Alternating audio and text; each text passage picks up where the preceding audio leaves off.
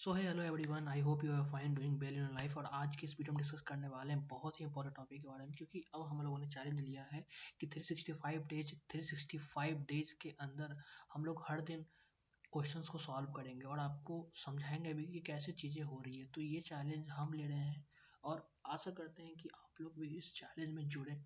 जितने ज़्यादा से ज़्यादा लोग इस चैलेंज में जुड़ सकते हैं, it is very much beneficial for us. क्योंकि देखो यार दोस्त, अब इस दुनिया में जिस तरह से टेक जिस तरह से आगे बढ़ रही है, जिस तरह से हमारे जनरेशन आगे बढ़ रही हैं, it is very important to have a upper mind set. क्योंकि हम लोग क्योंकि अब देखो जिस तरह से अब कंपटीशन बढ़ रहा है, अब हम लोग को क्या देखने को मिल रहा है कि जो डिमांड है और सप्लाई का यहाँ पे जो रेशियो है, वो बहुत ही अजीब सा रेशियो हो चुका है। क्यों? क्योंकि हम लोग यह देख रहे हैं ना यार कि जो कंपनीज है, उनकी डिमांड जो है वो कम है, लेकिन जो स्टूडेंट्स जो हर साल इंजीनियरिंग में एडमिशन लेते हैं और हर साल जितने ग्रेजुएट होकर निकलते हैं, वो रेशियो बहुत ही ज़्यादा है एज़ कम्पेयर टू जो हमारे कंपनीज की डिमांड है। क्योंकि कंपनीज तो बहुत है, लेकिन अब जिस तरह से रेशियो, क्योंकि हम लोग देख रहे हैं कि लोगों का करेज सॉफ्टवेयर इंजीनियरिंग की तरफ बहुत ज़्यादा बढ़ रहा है। कंप्यूटर साइंस में हर साल 1,000 से ज़्यादा बच्चे इनरोल कराते हैं अपने आप को। और क्योंकि इतने सारे कॉलेजेस हैं हमारे इंडिया में, हम दूसरे देशों का अगर बात छोड़ दें, जब हम बात करते हैं इंडिया के, तो बहुत सारे कॉलेजेस हैं, बहुत सारे गवर्नमेंट टॉप इंस्टीट्यूट्स हैं लाइक आईआईटीज एनआईटीज। लेकिन उसके अलावा बहुत सारे प्राइवेट कॉलेजेस भी हैं जो कि बहुत सारे मतलब अंधाधुंध कॉलेजेस हैं यहाँ पे। और उनसे और हमारी जो जो हमारी आईटी कंपनियां भी हैं, तो वो लेकिन उतनी ज़्यादा नहीं है। और वो उन्हीं लोगों को हायर करेंगे जो कि वेल डिजर्विंग होंगे। तो यहाँ पर हम लोग को अपने आप को लेवल अप करना होगा। और लेवल अप करने का एक ही तरीका है कि हम लोग जितना ज़्यादा हो सके उतना ज़्यादा हम लोग अ, अपनी कोडिंग स्किल पे काम करें। क्योंकि एट द एंड आपको लॉजिक आना चाहिए, आप प्रॉब्लम को सॉल्व करते आना चाहिए। और ये चीज़ तभी होगा जब हर दिन आप कंसिस्टेंटली आप उस चीज़ों पे काम करेंगे। तो हमारे साथ आपको लेना होगा एक challenge, that is 365 days. 365 days के अंदर अपने आप को इतना प्रो बना लेना है कि no one will replace you from what you are. तो इसमें हम लोग को करना क्या है? तो इसमें हम लोग को बेसिकली कुछ नहीं करना है, हमें हर दिन एक क्वेश्चन, या फिर देखो क्वेश्चंस हम लोग लेंगे अकॉर्डिंग टू सिनेरियो। जैसे अगर मान लीजिए इजी क्वेश्चन है, तो हम लोग एक क्वेश्चन सॉल्व नहीं करेंगे, हम लोग 2-3 क्वेश्चन सॉल्व करेंगे। तो उस तरह से हमारा हर दिन का टारगेट होना चाहिए कि हम लोग अच्छा से ज़्यादा जितना हो सकता है 1 घंटा हम टाइम दें, लेकिन हर दिन दें। और ये चीज़ को मैं कंटिन्यू करना चाहता हूँ। तो अ, चलिए शुरू करते हैं। सबसे पहला आज के इस वीडियो में हम लोग डिस्कस करेंगे सबसे पहला प्रोग्राम। सबसे बेसिक से मैं चलूँगा, क्योंकि मैं चाह रहा हूँ कि जावा से मैं डील करूँ, क्योंकि चीज़ें जावा ओरिएंटेड ज़्यादा हो रही। क्योंकि जावा पहले से ही क्या है कि बहुत ज़्यादा क्लासेस और ऑब्जेक्ट से डील करता है। और हम लोग को पता है कि आज के जो नीड्स हैं, रिक्वायरमेंट्स हैं, वो ज़्यादा जावा पे डिपेंडेंट है। तो हम लोग अपने फ्यूचर जनरेशन के अनुसार हम लोग जावा पे ही चीज़ें करेंगे, जिससे हम लोग फैमिलियर हो। C++ जो होती है वो अब रोबोटिक्स की तरफ ज़्यादा यूज होती है, जहाँ पे आपको चीज़ें ऐसी लगती है कि आपको नीड है कि आप स्टार्ट करो। तो हम लोग चाहते हैं कि सबसे पहला प्रोग्राम हम लोग बनाएं, ठीक है। इसलिए हम लोग सबसे पहले हम हर चीज़ मिटा देते हैं, ठीक है। ये हमारा क्लीन डेस्कटॉप है, there is no any issue in this, ठीक है। तो चलो सबसे पहले हम लोग क्या करते हैं। देखो सबसे पहला काम हम लोग को ये होता है कि हमको पता है कि हमारा जो जावा है वो एक ऑब्जेक्ट ओरिएंटेड प्रोग्रामिंग लैंग्वेज है। अब देखो चीज़ें कैसे होती है वो हम अगले क्लास में देखेंगे, लेकिन आज के इस क्लास में हम लोग बहुत ही बेसिक सा एक हेलो वर्ल्ड प्रोग्राम लिखेंगे कि कैसे हम लोग अपने प्रोग्राम में इनपुट ले सकते हैं, हेलो वर्ल्ड का आउटपुट ले सकते हैं, सॉरी। तो देखो सबसे पहला काम क्या होता है कि हमको पता है कि जावा जो है एक क्लास ऑब्जेक्ट बेस्ड प्रोग्राम, उप्स जो आप जानते हो ना, ऑब्जेक्ट ओरिएंटेड प्रोग्रामिंग लैंग्वेज। तो वो लैंग्वेज हमारा जावा है। Java is completely based on oops programming. तो हमारा जो भी चीज़, यहाँ तक कि जो हमारा मेन क्लास है, जो मेन फंक्शन है, वो भी हमारा क्लास के अंदर होता है। तो सबसे पहले हम लिखते हैं यहाँ पर क्लास, ठीक है। तो यहाँ पे हम लोग लिखते हैं क्लास, ठीक है। और अगर आपको ज़्यादा कुछ इन्हेंस करना है तो आप यहाँ पे लिखते हो पब्लिक क्लास, ठीक है।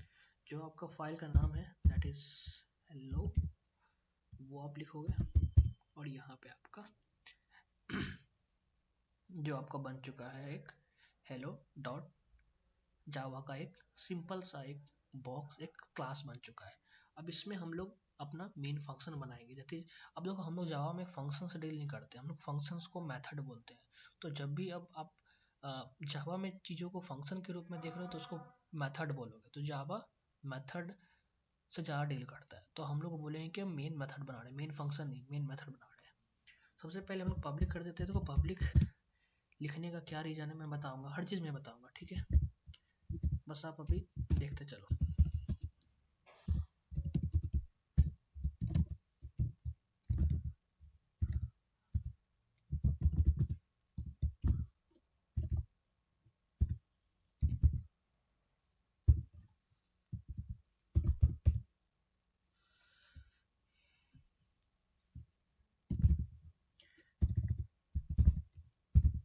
System dot out dot print Elon,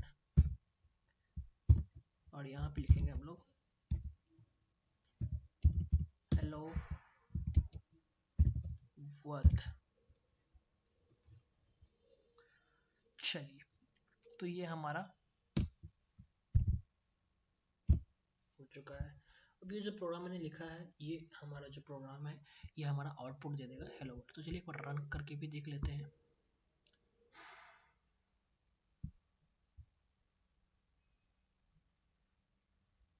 तो जैसा कि आप देख रहे हो यहाँ पे हमारे पास आ चुका है हेलो वर्ल्ड। तो अब हम लोग देखेंगे कि कैसे ये हमारा आउटपुट लिया। सबसे पहले हम बात करते हैं, तो हम लोगों ने बताया कि जैसे कि हमारा जो प्रोग्राम है, जो भी जावा का प्रोग्राम होता है वो क्लास के बेस पे होता है। तो हम लोगों ने बोला कि ये पब्लिक क्लास के अंदर हमारी चीज़ें डील होगी। पैरेंथेसिस लग चुका है, क्लास ये हो चुका है, ठीक है। जब भी मेथड देखो, जब भी हम लोग क्लास से डील करेंगे तो हम लोग ये पैरेंथेसिस लगाएंगे, लेकिन जब भी हम मेथड से डील करेंगे तो एक हमारे पास ये ब्रैकेट होना चाहिए, ठीक है। तो मेन चूंकि हमारा मेथड है, जो कि आप सी प्लस में फंक्शन बोलते थे मेन फंक्शन, लेकिन अब इसको मैन मेथड बोलेंगे। उसी तरह से तो प्रिंट एलन भी हमारा एक फंक्शन मेथड है। हम लोग प्रिंट एफ यूज करते हैं सी प्लस प्लस में, यहाँ पे हम लोग बोलते थे प्रिंट एफ एक फंक्शन है, एक प्री डिफाइंड फंक्शन है जो कि कंपाइलर ऑलरेडी समझता है इसका कोडिंग, इसके पीछे का क्या है। उसी तरह से प्रिंट एलन जो है एक हमारा मेथड है जावा में, और इसमें भी देखो यहाँ पे पैरेंथेसिस और एक यहाँ पे ब्रैकेट लगा हुआ है, ठीक है। तो ये हमारा क्या है, हमारा मेथड है। वॉइड का है, वॉइड हमारा होता है कि ये रिटर्न किस प्रकार का कर रहा है। तो हमको पता है कि मेन मेथड कभी भी कुछ रिटर्न नहीं करता है, तो इसलिए हमारा ये हमेशा वॉइड होगा। स्टैटिक हमारा क्या होता है, तो बेसिकली स्टैटिक का मतलब ये होता है ना भाई कि हमारा जो भी प्रोग्राम है वो रन होगा विदाउट मेकिंग अन ऑब्जेक्ट। अब आपको यहाँ पे चीज़ें समझ में उतना नहीं आ रही हो कि यार ऑब्जेक्ट क्या होता है, क्लास क्या होता है, लेकिन मैं ये बता देता हूँ कि कोई भी क्लास जब रन होता है, कोई भी क्लास हो, तो सबसे पहले उसका ऑब्जेक्ट बनता है, तब जाके वो क्लास रन होता है। लेकिन अब आप हमको ये बताओ कि जब ऑपरेटिंग सिस्टम मेन मेथड को कॉल करेगा तो पहले तो वो ऑब्जेक्ट खोजेगा, और हमारा ऑब्जेक्ट तो कुछ बना नहीं है, तो फिर ये प्रोग्राम तो रन ही नहीं होगा। तो इसीलिए हम लोग स्टैटिक लगाते हैं। स्टैटिक ये बोलता है कि यार हम ऐसे एक क्लास है जो कि ऑब्जेक्ट नहीं खोजते हैं, हम सीधे प्रोग्राम को रन कर देते हैं।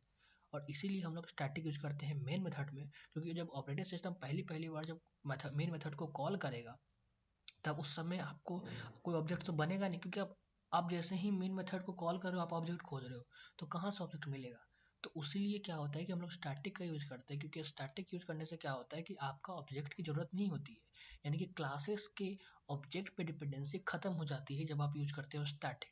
और इसलिए हम लोग स्टैटिक यूज करते हैं जिससे मेन मेथड के अंदर प्रोग्राम एग्जीक्यूट हो पाता है। पब्लिक लिखने का रीज़न इसके पीछे ये है कि पब्लिक मतलब ये होता है कि आपका जो ये क्लास है ये आपका पूरी तरह से विजुअल है। अब आप पब्लिक नहीं लिखते हो, तब जब ऑपरेटिंग सिस्टम जब इसको क्लास के अंदर जब जाएगा तो उसको ये पब्लिक स्टैटिक वॉइड में दिखेगा नहीं जब तक आप पब्लिक नहीं लिखोगे। क्यों? क्योंकि ये प्राइवेट, अगर मान लो जहाँ पब्लिक जहाँ प्राइवेट लिख देते हो तो ऑपरेटिंग सिस्टम को आपको मेन मेथड दिखेगा नहीं, तो वो रन कैसे करेगा और वो एरर शो करेगा। इसलिए हमेशा आपका जो मेन मेथड है उसके साथ पब्लिक लिखना ही पड़ेगा, तभी ऑपरेटिंग सिस्टम आपके मेन मेथड को देख पाएगा। तो ये जो हमारा लाइन है ये हमेशा इस चीज़ को फुलफिल करता है। अब ये मेन मेथड के अंदर जो आपने आर्गूमेंट लिया है ये क्या है? तो देखो ये हमारा जो है इसको कहते हैं आर्गूमेंट। और यहाँ पे अगर आपको और अच्छे से समझाओ तो इसका मतलब होता है स्ट्रिंग ऑफ एरे। ठीक है, इसलिए हम लोग यहाँ पे सिंबल लगाते हैं स्ट्रिंग एरे। मतलब यहाँ पे होता है कि आपने एक स्ट्रिंग बनाया है, आपने एक एरे बनाया है स्ट्रिंग का, या फिर कहो स्ट्रिंग का आपने एक एरे बनाया है। और फिर यहाँ पे क्योंकि आप आर्गूमेंट लेते हो इसलिए आप args लिखते हो। तो इसके पीछे का रीज़न भी हमारा यही है कि आपने पूरी पॉसिबिलिटी को कवर यहाँ पे कर लेते हैं, इसलिए हम लोग इसको इसके अंदर डालते हैं। तो ये पूरा हमारा प्रोग्राम हो जाता है जावा का। ठीक है, अब देखो कि एक सिंपल सा जब हमको एक सिस्टम डॉट प्रिंट लाइन लिखने में जब इतना कुछ हो रहा है तो सोचो कि ये थोड़ा लेंदी तो है, लेकिन जब आपको एक बार अगर समझ में आ जाता है जावा तो it is very easy to understand everything everything. है ना? अभी आपको मुश्किल लग रहा हो कि यार क्या क्लासेस क्या ऑब्जेक्ट से डील कर रहा है, एक सिंपल सा हेलो वर्ल्ड लिखने में इतना कुछ लिखना पड़ रहा है। शुरुआत में होता है, लेकिन जब आप एक बार चीज़ें समझ लोगे ना कि यार इसके पीछे का रीज़न क्या है, तो आपको हर चीज़ बहुत ही आसान लगने लगेगा, बहुत ही ईजी लगने लगेगा। तो आज के वीडियो में हम लोगों ने बहुत ही अच्छे से डील किया कि हेलो वर्ल्ड कैसे लिखते हैं। अभी बहुत कुछ हम लोग को सीखना है। अभी तो मैंने बस स्टार्टिंग में एक चीज़ें आपको बताई है और आपको बहुत कुछ सीखना है। चलिए अब एक बार आपको फैमिलियर करने के लिए हम लोग इस चीज़ को एक बार हम लोग क्या करते हैं कि रन कर देते हैं इसको dev C++ में, क्योंकि अब आप लोग बोलोगे कि डर जाते हो ना आप लोग बहुत जल्दी कि यार ये क्या हो रहा है। तो चलिए एक हम लोगों ने क्या करते हैं कि एक सिंपल सा एक हेलो वर्ल्ड का प्रोग्राम इसमें बता देते हैं, क्योंकि आप लोग बहुत लोग जो है जो पहले से C++ में फेमिलियर है। तो हम लोग हैश इंक्लूड stdio.h लिखते हैं। ठीक है, फिर लिखते हैं इंट मेन, फिर हम लोग लिखते हैं क्या यहाँ पे सिंपल सा यहाँ पे लिखते हैं printf, और यहाँ पे लिखते हैं हम लोग हेलो वर्ल्ड। ठीक है, और इतना लिखते ही हमारा क्या है कि प्रोग्राम जो है पहले मांगता है कि यार आप इसको सेव कैसे करना चाहते हो। तो मैं बोल रहा हूँ हेलो वर्ल्ड, और जैसे ही हम लोग सेव करते हैं हमारे आउटपुट स्क्रीन पे आ जाता है हेलो वर्ल्ड। ठीक है, तो अब देखो यहाँ पर कितना आसानी से आप चीज़ें 3-4 लाइन में आपने इसको कंप्लीट कर लिया। यहाँ पे पता है कि स्टैंडर्ड इनपुट आउटपुट एक लाइब्रेरी है, तो हम लोग बोलते हैं कंपाइलर को कि आप इसको इंक्लूड करो, क्योंकि इसी के अंदर प्रिंटफ फंक्शन अवेलेबल है। कि जो प्रिंटफ फंक्शन का जो लाइब्रेरी में जो फंक्शन है जो कि कंपाइलर को पता है, वो library header file standard input output के अंदर है और इंट मेन को कॉल कर रहे हैं। ठीक है, यहाँ पे बहुत लोग बोलते हैं कि यहाँ पे इंट मेन नहीं लगाने क्योंकि अभी कुछ रिटर्न नहीं कर रहा है, तो हम लोग वॉइड में नहीं लगा सकते। और इसको भी अगर हम रन करते हैं तो बहुत ही प्रॉपरली रन नहीं कर रहा है। अब इसके पीछे का रीज़न पता है क्या है, क्या हो सकता है? तो जो कमेंट सेक्शन में बताइए कि इसके पीछे का रीज़न क्या हो सकता है। ठीक है,